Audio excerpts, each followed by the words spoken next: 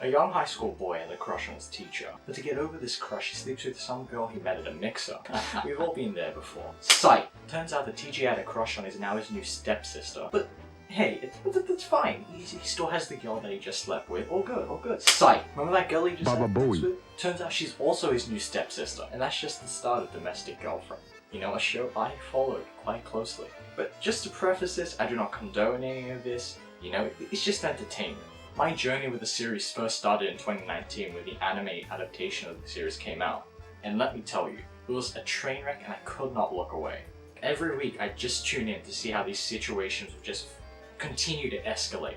But needless to say, it was 10 out of 10. You know, as the series came to a close, I just felt this emptiness inside. Like, where am I gonna get my fix? I was going through withdrawal. So what's the most logical thing to do when you're going through these withdrawal symptoms? Obviously, get a new fix. So I dove right back into the manga. Look at the top of his head! From chapter 1, baby.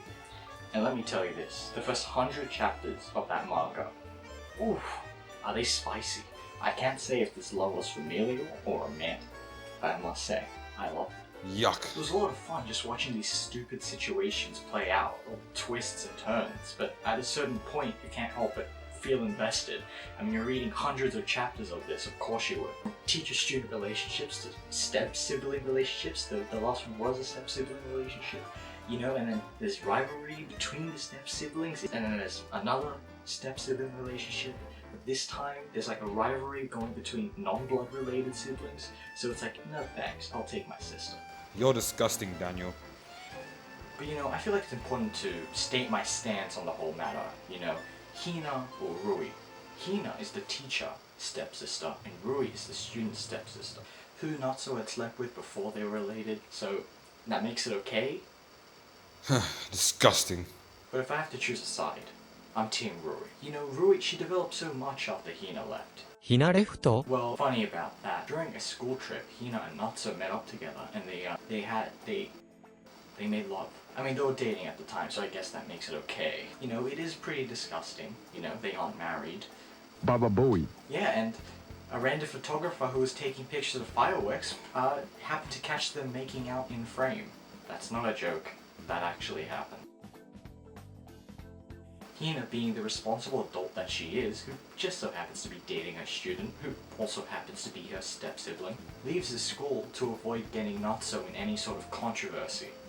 I wonder why that would happen. Maybe it was a very Christian school. But you know, Hina leaves for 20 chapters or so and does her own thing, but goddamn does Rui act fast. Rui swoops in like an eagle and picks up Natsuo from the trash. Boom, Rui x Natsuo. But to sum it up, basically Rui and Natsuo end up together for the rest of the series. You know, they go through some ups, and they go through some downs. Rui does break up with Natsuo because she wants to go to America to cook, and Tina coming back and all those past feelings being brought back. But basically throughout, Natsuo remains pretty loyal to Rui. But you know, that stuff's to be expected, so why would I make this video? Why would I admit to reading and watching this? Because of the ending. This is by far the worst ending I have ever read for any romance manga or show even. Spoiler, Hina wins at the end. You know, as an avid Rui fan, throughout I was completely destroyed, I won't lie. I mean, how did it get to this point? So let me take it back. Back to the last few chapters. You know, it all started when Natsuo went on a surprise trip to see Rui. To which Natsuo and Rui, they reenacted their first meeting with one another. Which was sex. But they contemplated. But she tells Natsuo and Hina, who's basically come to terms with losing to her sister. I mean, screw Hina, Rui for the win. But you know, at this point it was defeat for the Hina stans out there. I mean, Natsuo's basically stuck, he's got a kid. But is it his?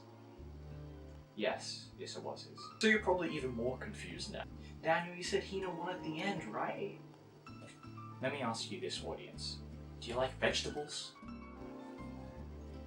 Natsuo's book there was writing with some famous dying author blows up, and he becomes really famous alongside it. What, you didn't know he was a writer? Well, that's a pretty big aspect of the story. You should keep in mind.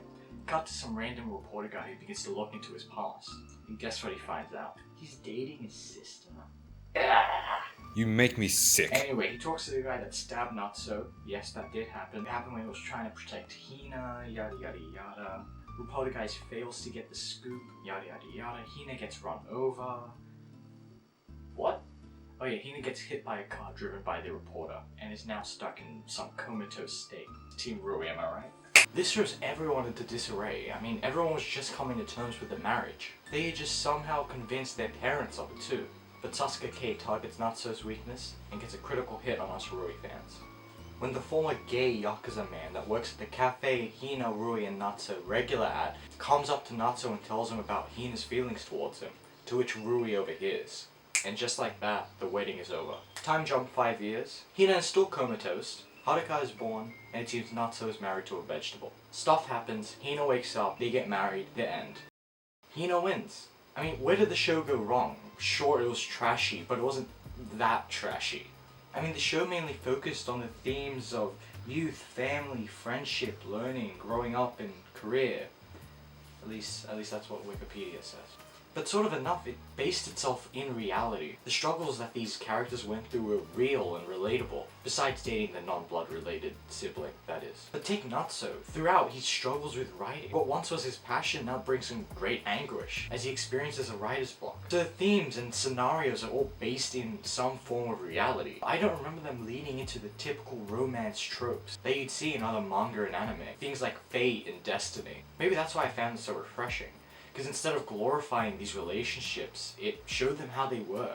It showed these people grow as characters, and each relationship always had a sense of authenticity to them. So when they suddenly don't adhere to the themes of the previous 250 chapters, and suddenly put emphasis on destiny and fate, it feels forced and lacks that authenticity. You know, viewer, I'll ask you this once more. Do you like vegetables? Because I love them. And I was on Team Hina all along. I bamboozled you all. I was on Team Hina since the beginning. Sorry, let me finish this. I was on Team Hina since the beginning. But does that even matter? Everything I said is still true. The ending is not deserved. Rui has no reason as to change her mind. But it felt like Sasuke K wanted to throw in one final plot twist, something that no one would see coming. And for good reason. It doesn't make sense. It goes against everything set up. It makes the past 200 chapters feel so irrelevant. You could literally read the last few chapters at any point, past the 50 chapter mark. I'm not even talking about how Natsu suddenly becomes a famous writer with several movie adaptations. Like what? We see him struggle to write throughout. So when they suddenly skip to him being extremely famous and successful, it feels like they cheated us for being even slightly invested in his character. And as a person who was rooting for Hina throughout, I would have been more happy if Rui ended up with Natsu, especially with how the story was playing out. Just cause it would have made more sense. The final chapters felt so awkward and forced. Like neither party really wanted this. They're basically jumping 2-year increments per chapter. Like why? And that's probably the best way to describe the show. Just why? Why did I watch this? Why was Hina chosen? Why did my wife leave me? Maybe it's my fault for getting invested. The entire series was trashy, but I didn't think it would end as trash. I mean, it's literally about a step-sibling love triangle. What did I expect? But the way it presented these relationships, and the series' willingness to show what happens during a relationship, and not just the build-up to it, which so much manga and anime seem to focus on. I think that's what made it so refreshing to me. So, can I suggest Domestic Girlfriend? No, and it's sad, because this long-running manga that I was invested in will likely just go down as another one of those love triangle manga that just so happen to be a bit more racy than the rest. See you next time. You're disgusting, Daniel.